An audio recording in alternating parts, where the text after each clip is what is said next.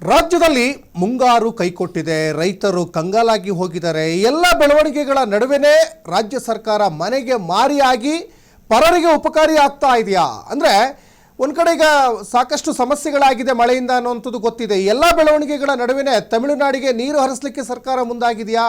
ಈ ಒಂದಿಷ್ಟು ಅನುಮಾನಗಳಿಗೆ ವ್ಯಕ್ತವಾಗ್ತಾ ಇದ್ದಾವೆ. ರಾಜ್ಯದಲ್ಲಿ ಮುಂಗಾರು ಕೈಕೊಟ್ಟಿದ್ರೂ ಕೂಡ, ಬರದ ಛಾಯೆ ಆವರಿಸಿದ್ರೂ ಕೂಡ, ರೈತರು ಇವತ್ತು ಬೀದಿಗಿಳಿದು ಹೋರಾಟ ಮಾಡ್ತಾ ಇದ್ರು ಕೂಡ ತಮಿಳುನಾಡು ತಗಾದೆಯನ್ನು ತೆಗಿತಾ ಇದೆ.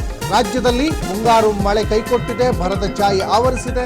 ಬರದ ನಡುವೆನೇ ತಮಿಳುನಾಡಿಗೆ ಕಾವೇರಿ ನೀರು ಹರಿಸಲಿಕ್ಕೆ ಈಗ ಒಂದು ಕಡೆಗೆ ಮೀಟಿಂಗ್ ಮೇಲೆ ಮೀಟಿಂಗ್ ಆಗ್ತಾ ಇದ್ದಾವೆ. CWRC ಸೂಚನೆ ಮೇರೆಗೆ ತಮಿಳುನಾಡಿಗೆ ಕಾವೇರಿ ನೀರನ್ನು ಹರಿಸಬೇಕು ಅಂತ ಈಗ ಒಂದು ಆದೇಶ ಹೊರಡಿಸಿದೆ. 15 ದಿನ 3500 ಕ್ಯೂಸೆಕ್ ನೀರು ಪ್ರತಿದಿನ ಹರಿಸಬೇಕು ಅಂತ.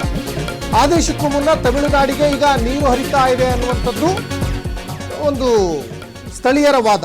ಕಾವೇರಿ ಕಬಿನಿ ಡ್ಯಾಮ್ಗಳಿಂದ ನಿನ್ನೆಯಿಂದ ನೀರು ರಿಲೀಸ್ ಆಗಿದೆ ಅಂತೆ.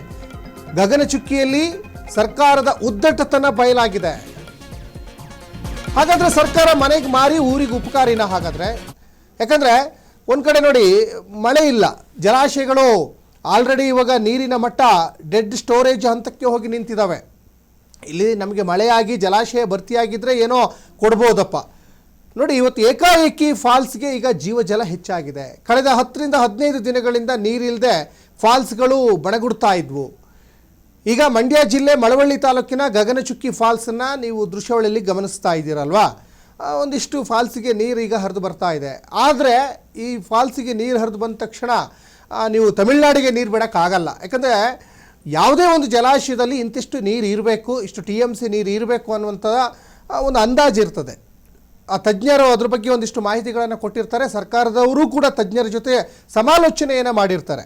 ಜೊತೆಗೆ ಈ ತಮಿಳುನಾಡಿನ ತಗಾದೆಗಳು ಇದೆ ನಿನ್ನೆ ಮೊನ್ನೆಯಿಂದಲ್ಲ. ಈ ಅನೇಕ ಮುಖ್ಯಮಂತ್ರಿಗಳನ್ನು ತಮಿಳುನಾಡು ಸರ್ಕಾರ ಕಂಡಿದೆಯಲ್ಲ. ಈಗ ಜಯಲಲಿತಾ ಇರ್ಬೋದು, MK ಸ್ಟಾಲಿನ್ ಇರ್ಬೋದು, ಈಗಿನ ಜೋಸೆಫ್ ವಿಜಯ್ ಇರ್ಬೋದು, ಎಲ್ಲರೂ ಕೂಡ ಈ ತಗಾದೆಗಳನ್ನು ತೆಗಿತಾನೆ ಇರ್ತಾರೆ. ಆದರೆ ಈ ತಗಾದೆಗಳನ್ನು ತೆಗಿತಾರೆ ಅಂದ್ಕೊಂಡು ನಮ್ಮ ರೈತರಿಗೆ ನೀರಿಲ್ದೇ ನೀವು ನೆರೆಯ ರಾಜ್ಯದ ರೈತರ ಒಂದು ಹೊಟ್ಟೆ ತುಂಬಿಸ್ಲಿಕ್ಕೆ ಮುಂದಾಗಲಿಕ್ಕೆ ಸಾಧ್ಯನೇ ಇಲ್ಲ. ಯಾಕಂದರೆ ಇಲ್ಲಿ ಬೀದಿಗೆ ಬಿದ್ದು ಹೋರಾಟ ಮಾಡ್ತಾ ಇದ್ದಾರೆ, ಉರುಳು ಸೇವೆ ಮಾಡ್ತಾ ಇದ್ದಾರೆ ರೈತರು.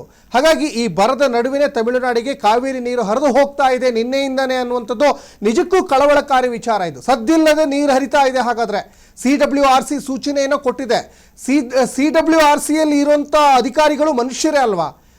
ಇಲ್ಲಿ ಸ್ಪಾಟ್ ವಿಸಿಟ್ ಮಾಡಬೇಕಾಗ್ತದೆ. ಇಲ್ಲಿಯ ಸಿಚುವೇಶನ್ ಏನಿದೆ, ಇಲ್ಲಿ ಡ್ಯಾಮ್ಗಳಲ್ಲಿ ನೀರು ನಿಜಕ್ಕೂ ತಮಿಳುನಾಡಿಗೆ ಬಿಡೋಷ್ಟಿದೆಯಾ ಅಥವಾ ಆ ನೀರಿನ ಮಟ್ಟ ಎಷ್ಟಿದೆ, ಅವೆಲ್ಲವೂ ಕೂಡ ಸ್ಪಾಟ್ ವಿಸಿಟ್ ಮಾಡಬೇಕಾಗ್ತದೆ. ಕಾವೇರಿ ಜಲಾಶಯಕ್ಕೆ ಅವರು ಭೇಟಿಯನ್ನು ಕೊಡಬೇಕಾಗ್ತದೆ. ಅವರೇನೋ AC ರೂಮಲ್ಲಿ ಕೂತ್ಕೊಂಡು ಸೂಚನೆ ಕೊಟ್ಟ ತಕ್ಷಣ ಇಲ್ಲಿ ರೈತರು ಇವತ್ತು ಬಾಯಿ ಬಡ್ಕೊಳ್ತಾ ಇದ್ದಾರೆ, ಬೀದಿಗೆ ಬಿದ್ದು ಹೋರಾಟ ಮಾಡ್ತಾ ಇದ್ದಾರೆ. CWRC ಸೂಚನೆಯನ್ನು ಕೊಟ್ಟಿದೆ. ಆ ಸೂಚನೆ ಮೇರೆಗೆ ತಮಿಳುನಾಡಿಗೆ ಈಗ ಕಾವೇರಿ ನೀರು ಹರಿದು ಹೋಗ್ತಾ ಇದೆ ಅನ್ನುವಂಥದ್ದು ಕೂಡ ಗೊತ್ತಾಗ್ತಾ ಇದೆ. 15 ದಿನ 35,000 ಕ್ಯೂಸೆಕ್ ನೀರು ಅಂದರೆ ಪ್ರತಿದಿನ 3,500 ಕ್ಯೂಸೆಕ್ ನೀರನ್ನು ಹರಿಸಲಿಕ್ಕೆ ಈಗ ಸೂಚನೆಯನ್ನು ಹೊರಡಿಸಿರೋದ್ರಿಂದ ಆದೇಶಕ್ಕೂ ಮುನ್ನನೇ ತಮಿಳುನಾಡಿಗೆ ನೀರು ಹರಿತಾ ಇರುವಂಥದ್ದು ನಿಜಕ್ಕೂ ಕಳವಳಕಾರಿಯಾದಂಥ ವಿಚಾರ ಇದು.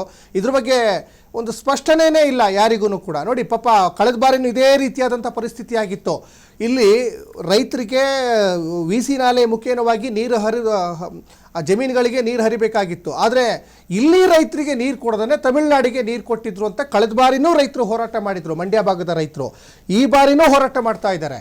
ಅನೇಕ ಜಿಲ್ಲೆಗಳನ್ನು ಬರಪೀಡಿತ ಜಿಲ್ಲೆಗಳನ್ನಾಗಿ ಮಾಡಿ ಅಂತ ಆಕ್ರೋಶದ ಮಾತುಗಳು ಕೂಡ ಕೇಳಿ ಬರ್ತಾ ಇದ್ದಾವೆ. ಸ್ಪೆಷಲಿ ಮಂಡ್ಯ ಜಿಲ್ಲೆಯ ರೈತರು ಆಕ್ರೋಶಗಳನ್ನು ವ್ಯಕ್ತಪಡಿಸಿದ್ರು.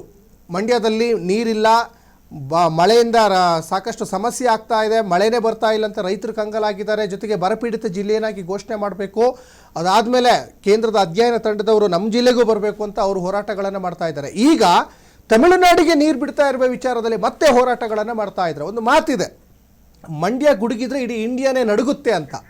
ಹಾಗಾಗಿ ಇವತ್ತು ಸದ್ದಿಲ್ಲದೆ ಕಣ್ಣಾಮುಚ್ಚಲೆ ಆಟ ಆಡ್ತಾ ಇದೆಯಾ ಹಾಗಾದರೆ ರೈತರ ಜೊತೆಗೆ ಸರ್ಕಾರ ಅನ್ನೋದು ಇಲ್ಲಿ ಕಳವಳಕಾರಿಯಾದಂಥ ವಿಚಾರ ಇದು.